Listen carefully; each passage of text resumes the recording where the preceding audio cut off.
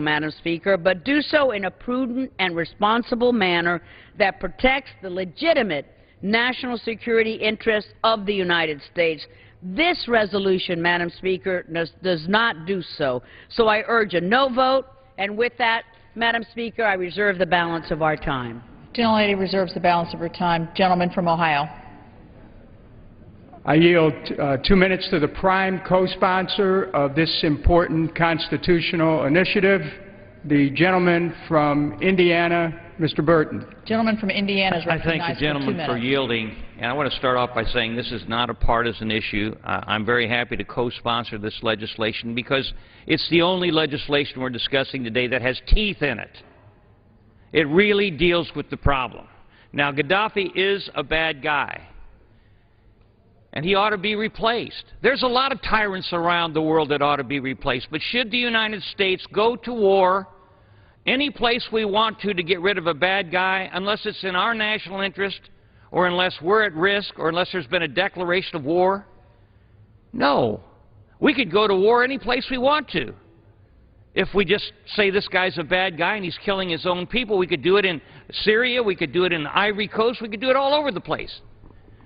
But the Congress of the United States is the body that's supposed to be consulted by the President before we go to war. The President did not do this.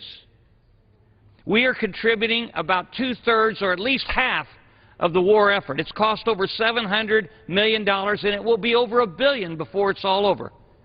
And the President has taken us into this conflict without the authority of the Congress, without the support of the Congress. He did get the Arab League. He did get the United Nations. He did talk to the French and the English, but he didn't talk to the People's House, the Congress of the United States. And the President did not have the authority to do this. Now, the reason I support the Kucinich resolution is it sends a clear message to the White House they cannot do this again. They cannot unilaterally go into Syria or the Ivory Coast or any place else without talking to the people who represent the Congress, who represents the people all across this country. The President should not have done this, and the only legislation that really deals with the problem today is the Kucinich resolution, which I co-sponsored. I'm a co-author of it. Now, I am going to vote for the Boehner resolution because it does send a signal, but it does not solve the problem. The only way to solve the problem is to let the President know he cannot, should not, and will not be able to do this again. Gentlelady from Florida. Gentleman from California.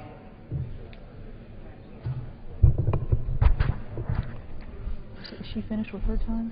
Thank you, Madam Chairman. And I rise in opposition to the resolution. I yield myself such time as I may consume. Gentleman is recognized. I've just listened to my chairman, I'm very fond of her, make a very compelling case for the national security interests we have in seeing through this operation that is now going on against Gaddafi and Libya. In detail, with specifics, I completely support it. The only thing I didn't hear was, Mr. President, why you didn't consult with us enough, and you haven't provided all the information. I want to thank you as our President and our Commander-in-Chief for pursuing America's national security interests in this current operation. Great job. Keep it going. Be a little better on the information, a little more on the consulting, but stick with it. That's what I didn't hear. I want to compliment Mr. Kucinich for offering this resolution. We disagree on the President's policy. My colleague wants to withdraw forces while I support the ongoing operations in Libya. But unlike the majority, Mr. Kucinich is taking seriously this body's fundamental responsibility to legislate on the use of force. The President commenced combat operations in Libya to prevent a humanitarian catastrophe, a massacre, at the hands of Gaddafi's forces. There was bipartisan support for this effort, and the President prevented massive loss of life through the decisive use of force. We don't have to speculate about that. Gaddafi told the entire world about his plans for Benghazi, to go door to door, closet to closet, to find and eliminate his opponents. I continue to believe the mission in Libya is relevant and necessary, as does my chairman and as does the Speaker. And I believe it's achieving success. Gaddafi's forces have been driven out of eastern Libya and out of Misrata in the west. High-level defections are on the increase. Demonstrations are once again breaking out in Tripoli, suggesting a weakening of government control. Progress is slower than we'd like, but it is steady. Efforts to force a withdrawal of forces would reverse this progress and jeopardize the lives of hundreds of thousands of Libyans now benefiting from the NATO operation. And this resolution demands not merely withdrawal, it demands withdrawal within 15 days. Think about what a removal in 15 days, as required by this resolution, would mean. We would be giving Gaddafi a free hand to maintain control in Libya and continue his campaign against civilians. We would be thumbing our nose at our NATO partners, whose support on the ground has been and continues to be so crucial in Afghanistan. We would likely threaten the stability of every Arab nation where democracy has its best hope, for the very Arab nations where democracy has its best hope of success, Egypt and Tunisia, each of which flank Libya and are inevitably affected by its internal developments. And we would send a message to Assad of Syria and dictators everywhere that our support for freedom and humane governance is at best lukewarm and transitory. Hang in there for a few weeks, Mr. Dictator. We'll go away. And as the families of the victims of Pan Am 103 know better than any of us, a Gaddafi who is unleashed to commit acts of terrorism around the world will do so with unspeakable barbarity. He might even reconstitute his weapons of mass destruction. We need to give the President more time to pursue this mission. To do otherwise would be to alienate our allies, to damage our regional interests, and once again to invite a horrible massacre of Libyan civilians. I urge my colleagues to join me in opposing this resolution, and I reserve the balance of my time. Gentleman reserves. Gentlelady from Florida. Thank you, Madam Speaker. I yield 3 minutes to the gentleman from California, Mr. McKeon, the chairman of the Committee on Armed Services. Gentleman from California is recognized for 3 minutes. Madam Speaker, I thank the gentlelady for yielding, and I rise in opposition to House Continuing Resolution 51, although I share my colleagues' concerns regarding our military operations in Libya. In fact, I sent a letter to the President 2 weeks ago, to which I have not received a reply, making it clear that I would have serious reservations regarding a request for authorization of military force in Libya. Moreover, I support House Resolution 292, which we've also debated here today. I do not believe the President has adequately sought congressional authorization, nor has he provided sufficient information for Congress to perform its constitutional oversight. Nevertheless, I cannot support the resolution before us. This resolution would require the President to remove all U.S. forces within 15 days. Such a short lead time offers our allies no time to prepare for the withdrawal of U.S. forces. And make no mistake, the hasty withdrawal of U.S. forces would cripple Allied operations and embolden Gaddafi. The United States provides adequate capabilities that our NATO allies and other partners cannot provide, either in kind or at all levels required. We provide over 75% of all aerial refueling, 70% of all intelligence, surveillance, and reconnaissance, nearly a quarter of all the aircraft, including fighter aircraft for suppression of enemy air defenses, armed predators providing aerial surveillance and strike capability, including low-level targeted strikes in urban centers where Gaddafi's forces have entrenched themselves, and electronic warfare aircraft for jamming and support in targeting.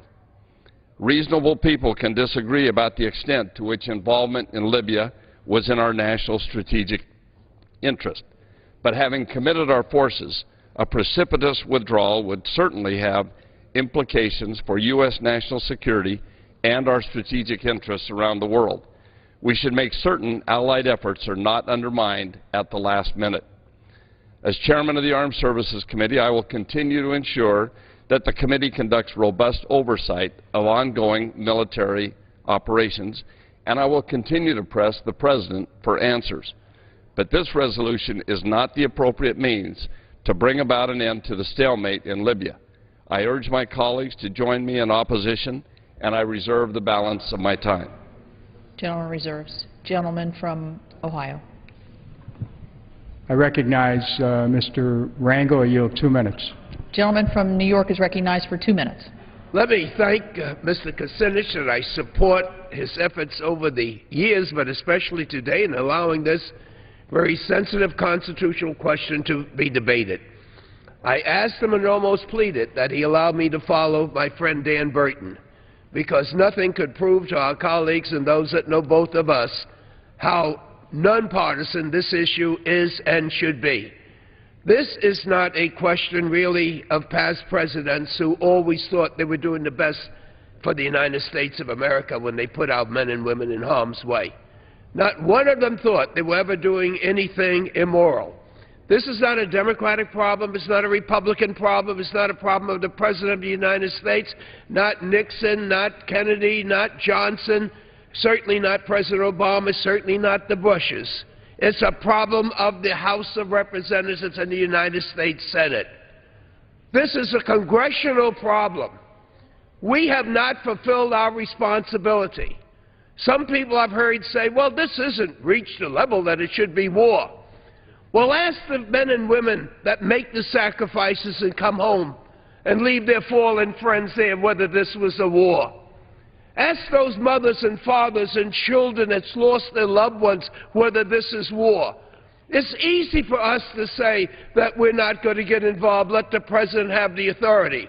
But in the final analysis, when we go to the funerals, these brave men and women may not come from your districts because they don't have to make the sacrifices somehow in these United States. We know who has to volunteer, who makes the sacrifices, and we sit back and wash our hands and say we didn't think that this reached a level that we had to give approval to the President of the United States. I'm not saying that the President is right or wrong. I'm saying we are. And Mr. Kucinich, I thank you for the opportunity, because no longer should there be a debate as to whether or not it's Libya, whether it's Korea, or wherever it is. We have a constitutional responsibility.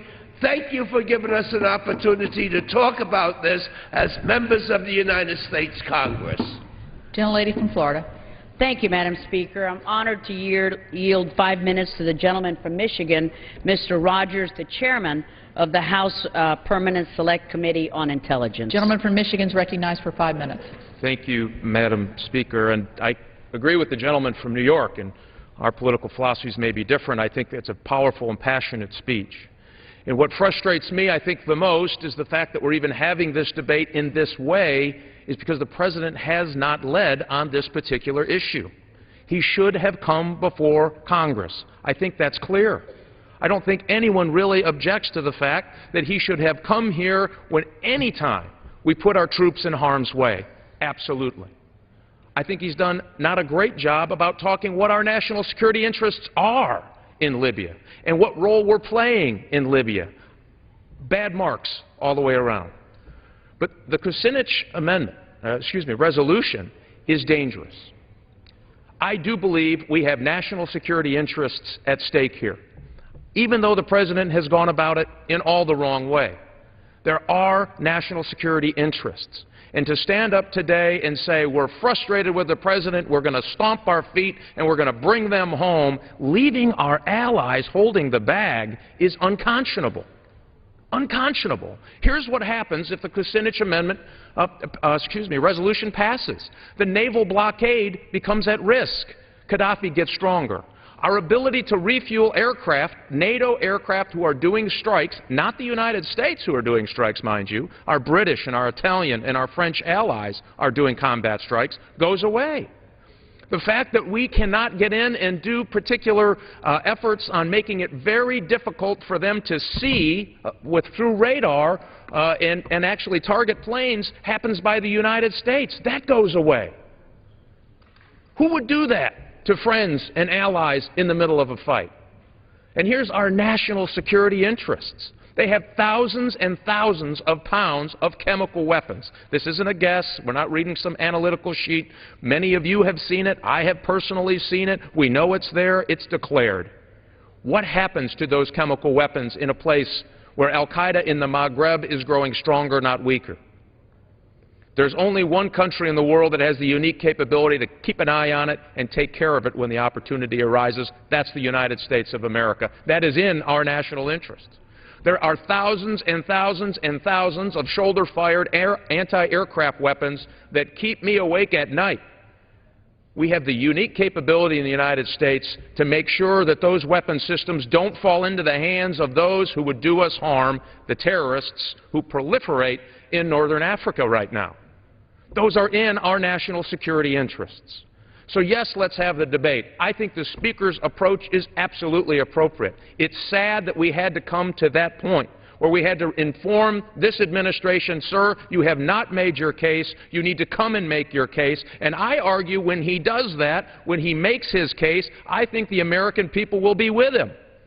But he has to make the case, and he needs Congress's consult and advice on this particular issue, and I argue he needs our approval to continue to move forward. I hope that we don't get really small in our politics, and we're so angry at this president for not making his case on something as sensitive as this, that we would ruin our national interests as we move forward. They are important allies, our French and our British. Now, we've been frustrated at them, and I'm sure they're frustrated at us. But they have helped, they have spilled their blood and their treasure in places like Iraq and Afghanistan, and they currently help us fight terrorism where we find it in the world. Do you poke your friend in the eye because you're mad? No. This is an important issue that has to be bigger than our political parochial beliefs. It has to be bigger than our congressional districts. This is about America, our future, our allies, and yes, our national security. Who better to make sure that those shoulder-fired weapons don't go someplace than us? Who better to make sure that those chemical weapons don't fall in the hands of terrorists who seek to kill innocent men, women, and children? Gaddafi has been proven a state sponsor of terror. The Pan Am bombing, he killed hundreds. He killed U.S. soldiers in Germany in the 80s. Our U.S. soldiers through an act of terrorism. We know he still has terrorism hit squads. We know it. Can't prove that he's engaged them yet, but we know they exist. Why would we walk away from that threat when we know he's under siege and feeling desperate? This is the time we should stand with our allies, Madam Speaker. This is the time that we should say, yes, our national security interests are at heart.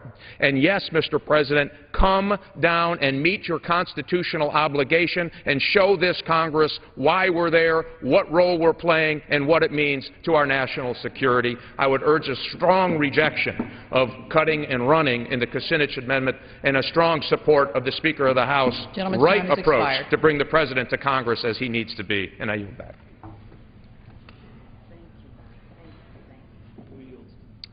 Who seeks time? Gentleman from Ohio. I want to yield 2 minutes to a gentleman who's been very closely involved in helping to construct bipartisan support for H-Con Res 51, and I thank him, Mr. McClintock of California, for 2 minutes. Gentleman from California is recognized for 2 minutes. I thank the gentleman for yielding, and I rise in strong support of this resolution. We need to be crystal clear on this. Without prior congressional authorization, under the War Powers Act, the President may only commit armed forces to hostilities for 60 days if there is a direct attack upon the United States, its territories or possessions, or its armed forces. There was none. So there is no 60-day clock, and the unprovoked attack on Libya from day one constituted an illegal and unconstitutional act of the highest significance, and the question is, what are we going to do about that? If the President felt there was moral justification to attack Libya, he was constitutionally required to make that case to the Congress and to get its authorization. He did not. Now, the argument we hear against this resolution comes down to this. We're already committed. It's too late for Congress to order a withdrawal without harming America's reputation or undermining its allies. Well, if we take that position, we have just changed the entire Constitution to read as follows. The President may attack any country he wants for any reason that he wants, and the Congress has no choice but to follow. That's what they're saying. The President has crossed a bright constitutional line, and this Congress has a clear moral and constitutional duty to intervene, and only the Kucinich resolution actually does so, short of sending a strong letter to the President. If we fail to do so, we'll have destroyed the work of the American founders by fundamentally changing the legislative and executive functions on the most momentous decision that our nation can make, and we will take our country down dark and bloody roads that the American founders sought to avoid. Now I yield back. Gentleman yields back. Gentleman from Ohio. I yield 1 minute. Yield 1 minute to the gentleman from Massachusetts, Mr. Lynch. Gentleman from Massachusetts recognized for 1 minute. Thank you, Madam Speaker, and I thank my friend for yielding and for his leadership on this issue. Madam Speaker, it's a sad irony that at the same time that we're committing our sons and daughters to an armed conflict in Libya in support of democracy and the rule of law, that we're also trampling on the fundamental principles of separation of powers and the plain language of our United States Constitution, the supreme rule of law here at home. The United States Constitution clearly states that the President's power as Commander-in-Chief to introduce our armed forces into hostilities may be exercised only pursuant to 3 circumstances. Number 1, a declaration of war. Number 2, a specific statutory authorization. Number 3, a national emergency created by an attack on the United States. That has not happened. So despite my great respect and affection for our President, a lawful premise for this Libyan operation does not exist. In closing, I just want to say that I've been to Iraq 13 times and Afghanistan 10 times. I don't meet any of our kids on their first tour of duty anymore. They're all on their 3rd tour of duty, our 4th tour of duty. We are stretched thin, and this was a gratuitous action. We should not be there. There's no lawful basis for this prosecution of this war, so I ask for the support of this resolution. Thank you. I yield back. Gentleman from Ohio. I recognize the gentleman from Illinois, Mr. Johnson, for 2 minutes. Gentleman from Illinois is recognized for 2 minutes. Thank you, Mr. Kucinich. Thank you, Madam Speaker and members of the House. This issue of war and peace and separation of powers transcends partisan politics. A few years ago, together with my good friend Steve Israel, I began what's known as the Center Aisle Caucus, which has large membership now. Our goal is bipartisan solution to America's challenges, and this bill reflects that approach. HCR 51 on paper addresses our illegal war in Libya, but in spirit it calls into question American presence in the Middle East, and it should command the attention of the national media, if you're listening, and every American citizen. Today I issue a challenge to an often divided Congress. To my Democratic colleagues, I ask you to candidly acknowledge that war is war, even when a Democratic president initiates or perpetuates that war. To my Republican colleagues, I ask you to acknowledge that a sincere and effective attack on our crippling national debt without defense spending squarely on the table is indefensible and disingenuous. To all my colleagues, I ask you to acknowledge certain realities. 1, our global welfare kills American men and women and innocent people all around the world every day. 2, we cannot impose our standards of democracy, humanitarianism, and culture as much as we want to on nations that don't care and resent our self-proclaimed role as judge and jury. 3, there is little, if any, connection between our actions in Libya and the safety of citizens in St. Louis, Missouri, or Mount Zion, Illinois. We spend almost $700 billion a year on defense, a significant portion of that for 3 wars now. 3 days ago, we voted on the issue of whether to increase our national debt limit to nearly $17 trillion. From President Bush to Obama and well before, presidents have flagrantly and arrogantly violated Article 1, Section 8 of the Constitution, not to mention the War Powers Act. The Speaker's resolution that we'll vote on here in a few minutes was strongly worded and I believe sincerely offered. But it was just that, words.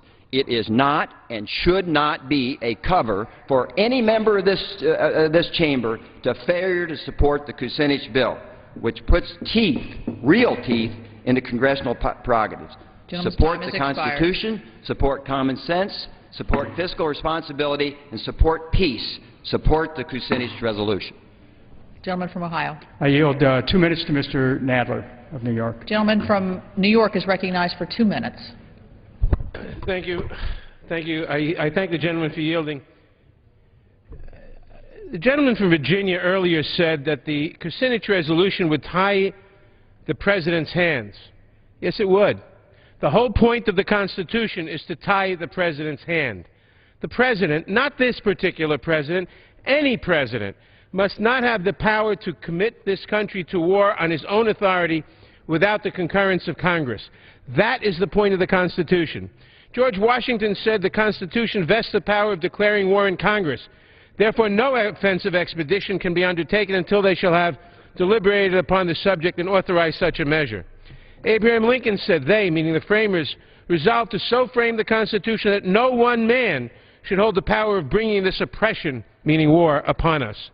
And that's what this really does. Now, over the last 60 years since World War II, during the Cold War, power has flowed to the President. Again, presidents in general. The exigencies of time, when bombers were over the pole, or we thought bombers were over the pole, you couldn't call Congress into session. And Congress, in effect, surrendered much power to the presidency. Korea was an undeclared war and should not have happened that way. Vietnam, Congress was fooled. They called the Gulf of Tonkin resolution the functional equivalent of a declaration of war, which Congress would not have voted had they known what was in store or what they were voting for, or that there was going to be cited as a declaration of war. The issue before us is not consultation with Congress. It's not a lack of information to Congress. It's the fact that Congress must act, and that is why the Boehner resolution is beside the point. Now, in the past, there was a good reason. There was time. There was emergencies. But here, Secretary Gates said there was no threat to the vital interests of the United States, or the national security, I think, of the United States. We had time to negotiate with the Arab League. We had time to go to the UN. There was time to go to Congress and ask for an authorization for the use of military war. The President gave us his reasons for going into Libya. Not everyone agrees with those. But the question is not the wisdom of the war in Libya. It's enforcing the Constitution. And if we pass the Kucinich resolution, the President would have 15 days to come before us and ask us to authorize the use of force if that is necessary. I yield back. Gentleman from Ohio. I recognize Mr. Poe of Texas for 2 minutes. Gentleman from Texas recognized for 2 minutes. Madam Speaker, the United States is engaged in a war in the name of humanity. The President's actions did not follow the Constitution. They do not follow the War Powers Resolution. It is unconstitutional action on the part of the United States. I served on the bench in Texas for over 20 years trying criminal cases. And our daily business, we followed the law. And the law required that you have a trial. If convicted, the person was sentenced. I never tried a case that a person was so bad, we just skipped the trial and we went ahead and sentenced them and then had the trial later to prove it was a good idea. We followed the law. And the same law that required a procedure in a trial that's in the U.S. Constitution, the Constitution also says there is a procedure for going to war. And the procedure is that Congress, not the President, instigates war. James Madison, the person who wrote the Constitution, said, "The Constitution supposes what history of all government demonstrates, that the executive is the branch of power most interested in war and most prone to it. Therefore, with studied care, we have vested the question of war with the legislature." That would be us, Congress. We have not fulfilled our obligation. The war in Libya violates the Constitution, the War Powers Act. It is not in the national security of the United States. It is said, well, the French we may disrespect the French. Well, I say to the French, you respect our Constitution. And our Constitution says that the declaration and going to war is the responsibility of Congress, not any executive. It has been said that the Constitution may be inconvenient, but it is meant to be, Madam Speaker. War is a serious matter, and presidents and Congresses should be inconvenienced on the road to war. I yield back. Gentleman from Ohio. I yield a minute to the gentlelady from California, Ms. Woolsey. Gentlelady from California is recognized for 1 minute. Madam Speaker, the first airstrikes against Libya were launched in March. Now it's June. 76 days after this mission began, Congress still hasn't been given an opportunity to vote for or against a declaration of war. Every member of this body, regardless of individual feelings, should demand that their constitutional authority be respected. The engagement in Libya is lingering without accountability or checks on presidential power, without a vigorous debate about the consequences of our actions. What is the end game? What is the timetable? What are the metrics or benchmarks of success? With the United States already fighting in two theaters, with the human and financial costs of Iraq and Afghanistan mounting every day, $10 billion a month alone in Afghanistan, our military is stretched to its breaking point. We simply cannot take on a third war. 15 seconds will do. Thank you. Last week, by an overwhelming majority of 416 to 5, this body voted to say no to boots on the ground in Libya. Today, we must go one step further. We must support H-Con Res 51 and end the war in Libya altogether. Gentleman from Ohio.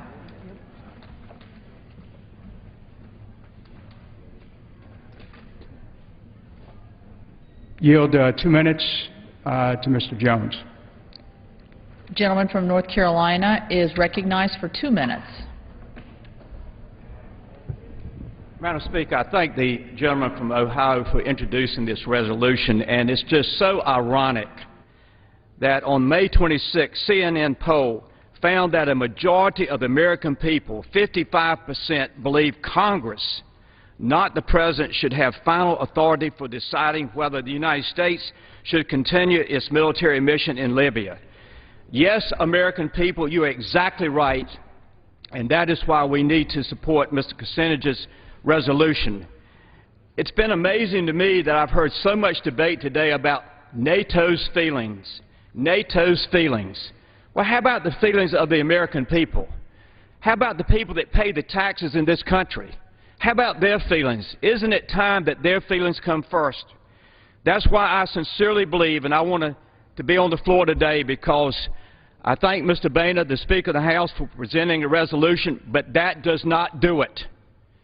That does not do it. The Constitution says that Mr. Kucinich is right with this resolution.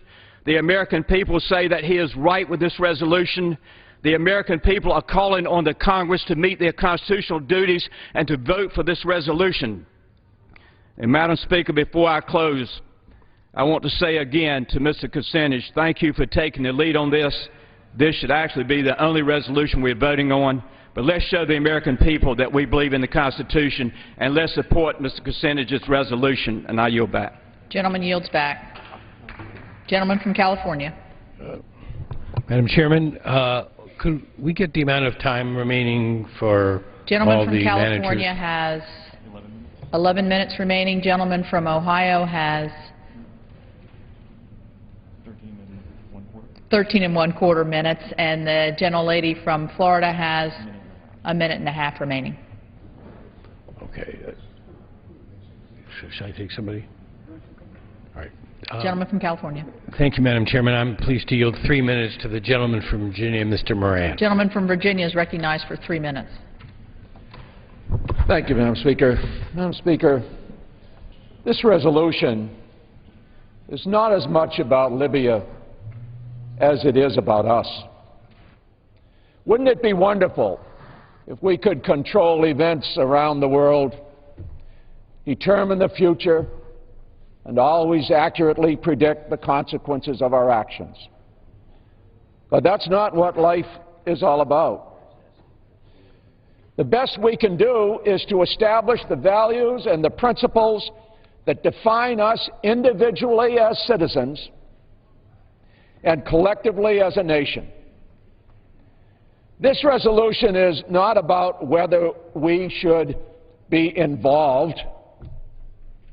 We are always going to be involved because we are the world's economic, military, and moral superpower. And to choose not to act, particularly in time of such a crisis and transformation that is occurring throughout the Arab world, is in fact to choose. And in this case, it would be to choose to define us as a people who have decided to look the other way, to choose not to hear the cries of desperate help of the Libyan people who have chosen to put their lives on the line in the cause of democracy, of individual liberty, and of freedom from oppression. But these are the values that define us as a people and as a nation. And they are the values, frankly, that must give hope to a world of repression and despotism that will, in fact, continue to exist and, in fact, will gain strength if we do not stand up, speak out, but also be there with them in such a time as this. That's why we should defeat the Kucinich Amendment, because it's really about who we are as a people and whether we still have the courage and the constancy to defend the moral high ground. Because when the rest of the world has to look up, not down and not sideways, as this resolution would place us, but up, we will in fact be advancing our own security and prosperity and the integrity of our nation. Because we live in a world who really wants only to shine as brightly. Another 15 seconds. Yield the gentleman an additional minute. The gentleman's recognized for additional minute. Thank you. We must always bear in mind that we live in a world that wants more than anything to shine as brightly as the beacon of freedom and hope that we represent. And we should always bear in mind that we have the privilege of representing and burnishing ever brighter. And we do that every time that in a time of crisis, when there is cost and potential consequence, but when we show the courage and the constancy that defines us, once again, we are called upon to be equal to our history. This may not seem like a terribly critical vote in the scheme of things, but to every one of those Libyans who have chosen to put their lives on the line for the values that are defined by who America is, it is a big deal. It is everything. It is their lives. It is their hope. It is their future. That's why this resolution should be defeated, and we should continue to be proud of who we are and who our nation must be. Thank you, Madam Speaker. Gentleman from Ohio. I yield 1 minute to the gentleman from Utah, Mr. Chaffetz. Gentleman from Utah is recognized for 1 minute. Thank you. This is a defining moment for us as a people. This is a defining moment for this body. This is a defining moment for the United States Constitution. With the Civil War in North Africa, there is no clear and present danger to the United States of America. Therefore, in acts of war, the President has a constitutional duty and obligation to come to the Congress to seek approval. For the President to suggest that he got approval from the United Nations is offensive and it's wrong. No, Mr. President, authorization to go to war comes from the American people and it comes from the United States Congress. We must stand tall and true to the Constitution. We have no choice but to vote on this action. This is a defining moment. What is absent in all this discussion, I'd point out to my colleagues, I see no resolution to go to war. I don't see a resolution that says this is what we should be doing. Please vote in favor of this amendment. Stand true and tall for the Constitution. This is a defining moment. I appreciate Mr. Kucinich for bringing forth this amendment. I urge my colleagues to vote in favor of it. I would remind members to address their comments to the chair. Gentleman from Ohio. I yield a minute to the gentleman from Texas, Mr. Paul. Gentleman from Texas is recognized for 1 minute. I thank the gentleman for yielding, and I rise in strong support for H. Con-Res 51. We need to pass this resolution to send a very strong message. We have been told by those who oppose this message that we should not have an abrupt withdrawal from the region. But I would strongly suggest that what we should be talking about is the abrupt and illegal entry into war. That's what we have to stop. Since we went in abruptly and illegally, we need to abruptly lead.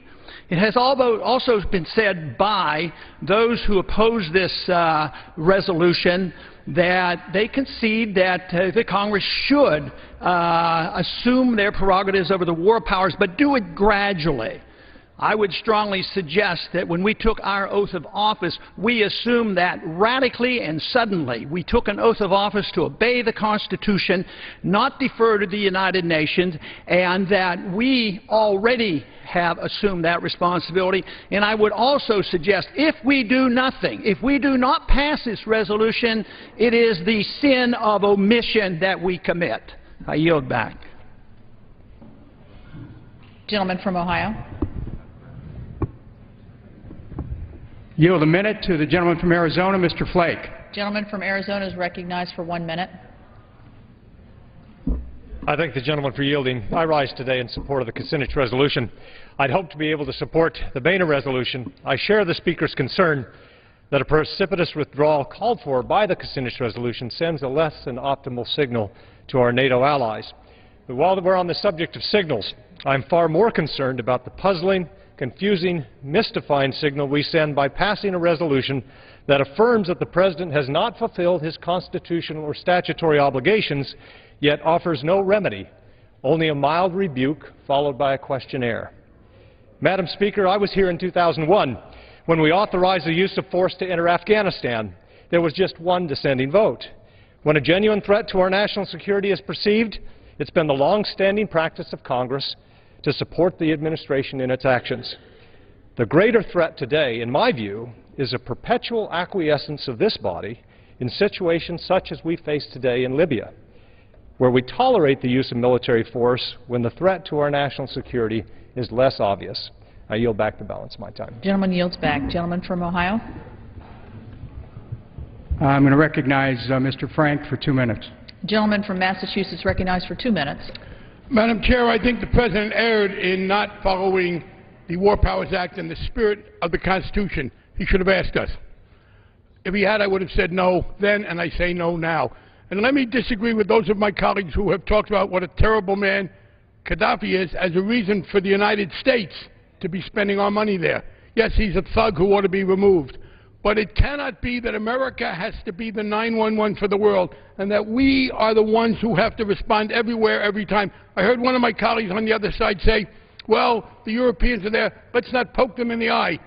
Poke them in the eye? We have for years, since the beginning of NATO, been subsidizing them. So they have military budgets less than half of ours as a percentage of their GDP, so they can do better than us in health care and better in competitiveness in every other way. Yes, he should be opposed. There are European nations, developed, wealthy nations, just across the Mediterranean. Why do they have to have America come nearly 4,000 miles to do it? And it's not just Libya. This is defining. Are we going to go forward with a situation in which America undertakes to defend everybody in the world, everywhere, even when they are not greatly threatened, as is the case with NATO or with missile defenses against non-existent missile threats from Iran? Or do we say that we will bear our fair share but not more? We have got to stop subsidizing the rest of the world, particularly now, And when members from the Appropriations Committee come up and tell us, you got to go and do this, but let's cut police in Massachusetts, let's cut housing in Ohio, let's cut transportation in California. We cannot reduce our deficit in a way that allows us to maintain any concern for the quality of life here if we continue to spend money promiscuously all over the world. And by the way, let's go beyond that. We're not just talking about Libya. What about the paradox in Afghanistan, where we will spend $100 billion a year to be told by the president of Afghanistan that he doesn't like what we're doing? Fine, let him have it. Let him not stop forcing him to take our $100 billion a year. Gentleman from Ohio. Can I inquire of Madam Speaker how much time is Yes. left on each side? Gentleman from Ohio has 9¼ minutes. Gentleman from California has 7 minutes, and the gentlelady from Florida has 1½ minutes remaining.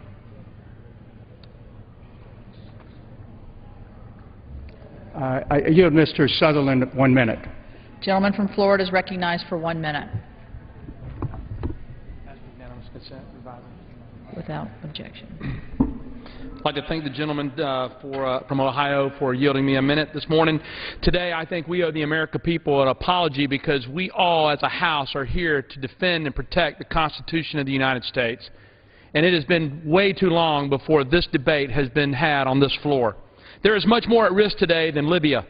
What is at risk today is the very Constitution that we have sworn to protect and to uphold. If the Constitution is at risk, then this House is at risk. When this House is blatantly ignored by another branch, by the President of the United States, then the people are blatantly ignored by the President of the United States, and this House will fall. I applaud those that have sponsored this bill, and I rise in support of it today. Thank you, and I yield back. Gentleman yields back. Gentleman from Ohio, or gentleman from California. I yield. I was going to give Mr. Stark. Okay, go ahead. I yield 1 minute to the gentleman from California, Mr. Stark.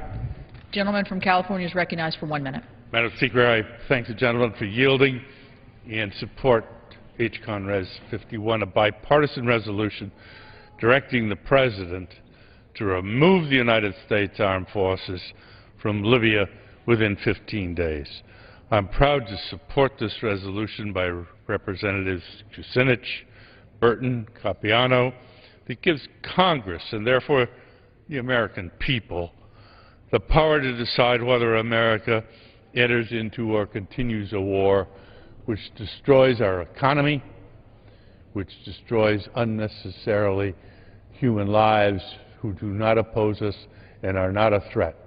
For us to be wantonly and killing people around the globe, entering into a war, there's no other question about that, without the permission of the American people through this body is unconstitutional, it's wrong, and we should support the Kucinich Amendment.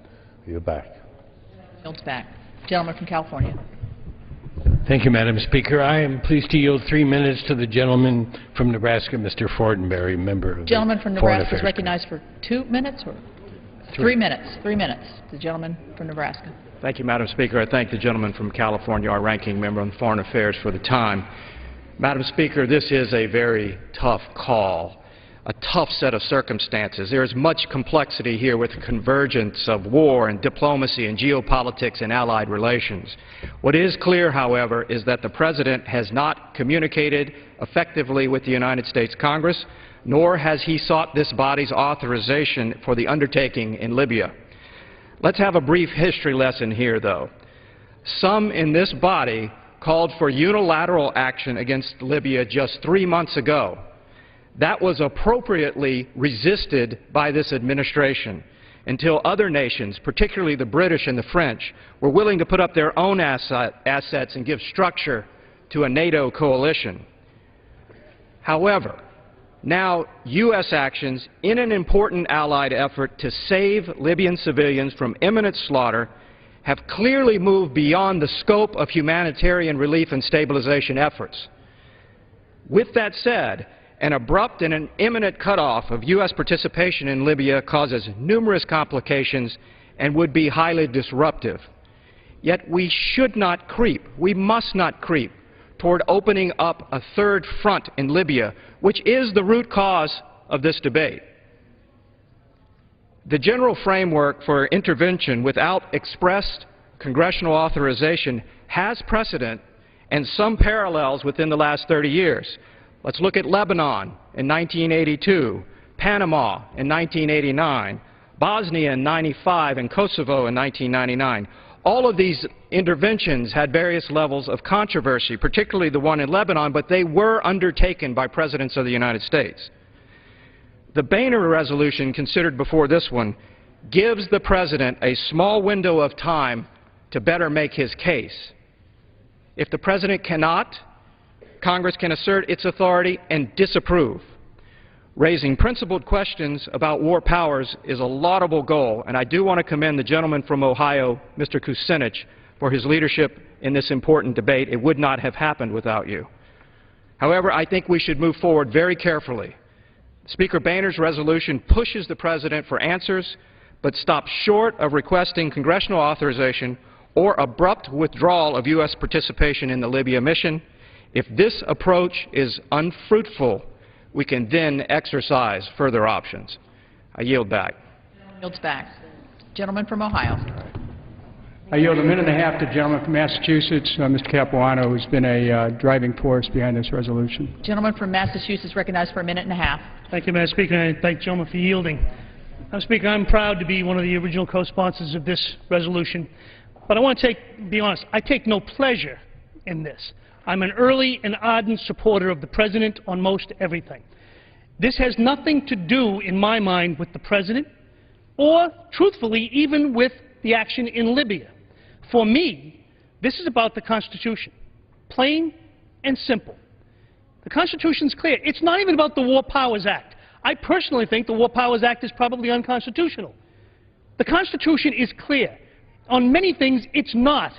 It is unequivocally clear on the declaration of war is the responsibility of Congress. Period. No gray area there.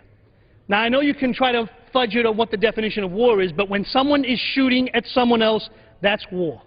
If it's one person, 10 people, or 10 million, that's war.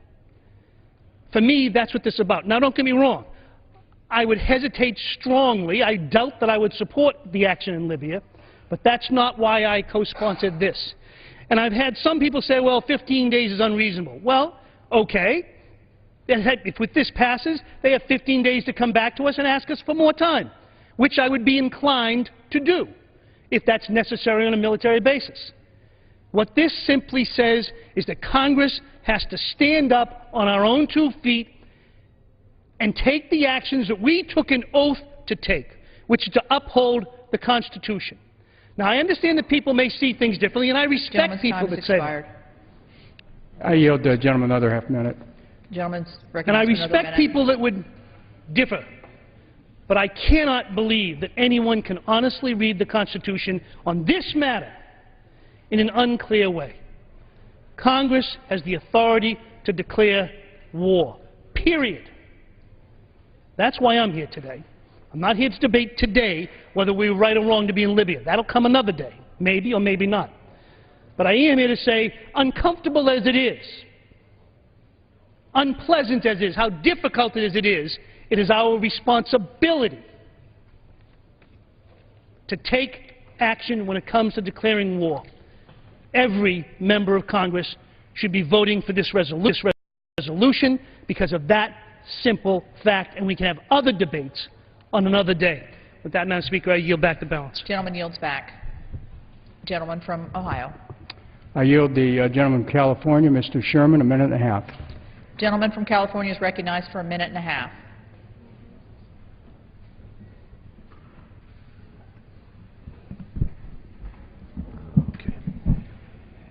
The author of this resolution is known for his opposition to the use of American military force, and those who agree with him on foreign policy may well vote for this resolution. In contrast, I have voted for every authorization to use military force that has come before this Congress in the last 15 years. And I would support the authorization to use force in Libya if it had the proper conditions and limits. This resolution would not actually result in the immediate withdrawal.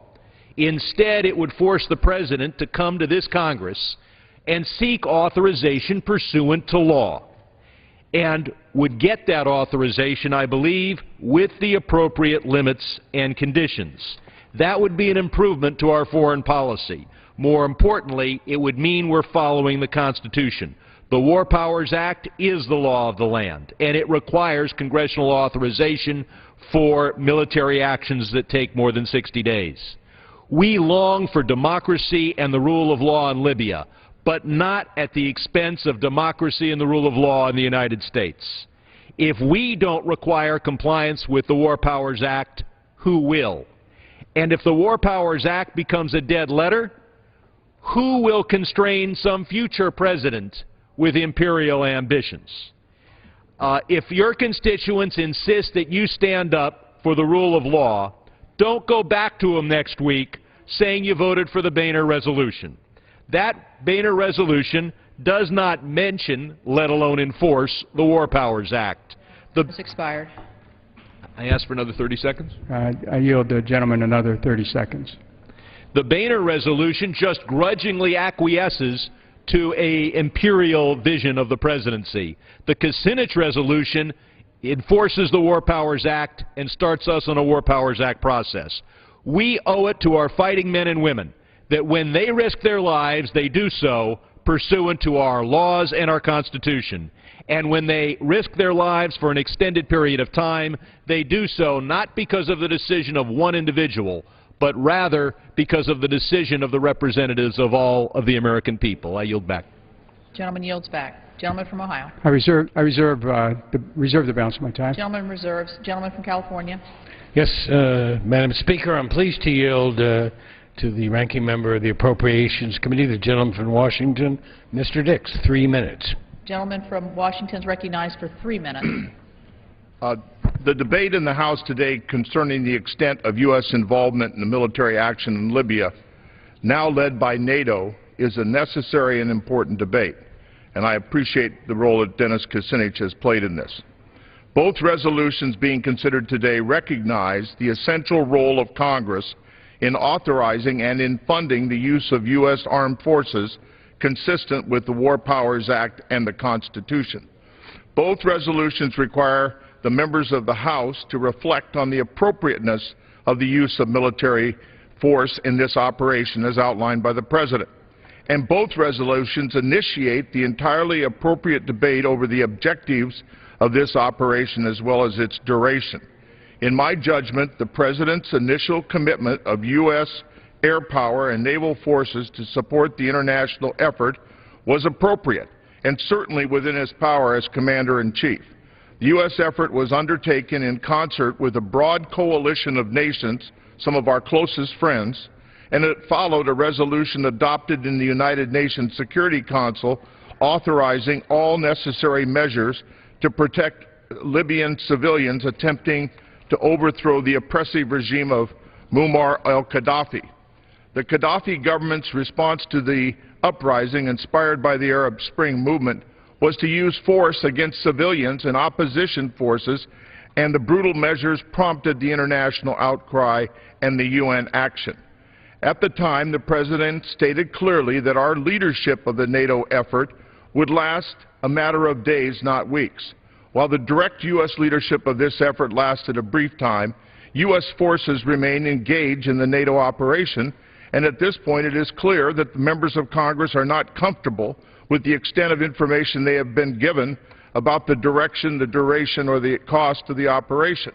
Under the War Powers Act, the President has an obligation to report to Congress and to seek concurrence if our military involvement extends longer than 60 days. And clearly such consultation has not been effectively accomplished. We are encouraged by statements from the Obama administration that U.S. ground forces will not be used in Libya. And last week, 416 members of Congress supported the Conyers Amendment to the Defense Authorization Bill that would prohibit funds in the bill from being used to deploy ground forces in the country. At issue now is whether Congress should act through the Kucinich resolution to effectively terminate the U.S. involvement in the NATO effort within 2 weeks, or whether Congress, through the Boehner resolution, should scold the President for not providing greater detail about specific U.S. actions, contributions of other nations to the effort, and the possible involvement of Hezbollah, the Muslim Brotherhood, al-Qaeda, and other organizations in and outside the region in providing support to the Libyan government. I believe the Kucinich resolution is premature and that it could materially harm our relationship with NATO allies, from which we will undoubtedly require. An additional minute. I believe the Boehner resolution is an attack on the President, something most of the Republican caucus would vote against if its party was in control of the executive branch. I do support a wider debate and greater oversight of the use and the cost of U.S. military forces engaged in the Libya operation, both in the Defense and Foreign Affairs-related committees here as well as in the full House. I am neither prepared to end our involvement unilaterally, as in the Kucinich Amendment, nor do I believe Congress should officially declare our involvement in this effort that has not been properly explained by the President. I think the President made a very strong statement to the American people about why we were going to use this for humanitarian reasons. And I think the Gaddafi regime is a brutal regime that should be replaced. And I hope that we can accomplish that. And I yield back my time.